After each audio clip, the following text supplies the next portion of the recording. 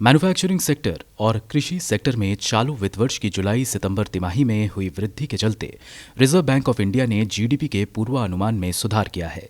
RBI के governor Shaktikanta दास ने कहा है कि अगली तिमाही में भारत की अर्थव्यवस्था सकारात्मक विकास दर हासिल कर सकती है, जो पिछली 2 तिमाही में 15% से भी ज्यादा सिकुड़ चुकी है।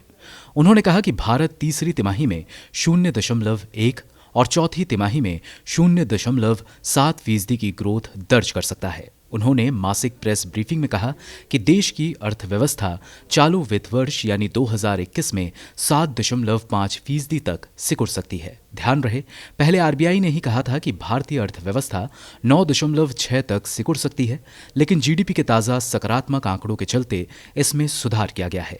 शक्तिकांता दास ने कहा कि ताज़ा विकास के आंकड़े भारत की अर्थव्यवस्था के पुनरुद्धार के लिए अच्छे संकेत हैं। सरकार और आरबीआई द्वारा नीतिगत फैसलों से अर्थव्यवस्था को मजबूती मिल रही है। अब हमें महामारी के बारे में संज्ञान और सावधानी के साथ अर्थव्यवस्था को सभी बंदिशों से मुक्त करने की ओर बढ़ना चाहिए। देश में कोरोना का प्रभाव कम हो रहा है और अब समय है कि हम महामारी में हुए नुकसान की जल्द से जल्द भरपाई करें और भारत तेजी से अपनी मंजिल की ओर बढ़े। आरबीआई गवर्नर दास ने बताया कि मौद्रिक नीति में कोई बदलाव नहीं किया गया है, यानी लोगों की ईएमआई पर कोई फर्क नहीं पड़ेगा। उन्होंने ये उम्मीद भी जताई कि सर्दी में नई फसल आने से खाने पीने की चीज़ों के दाम घटेंगे।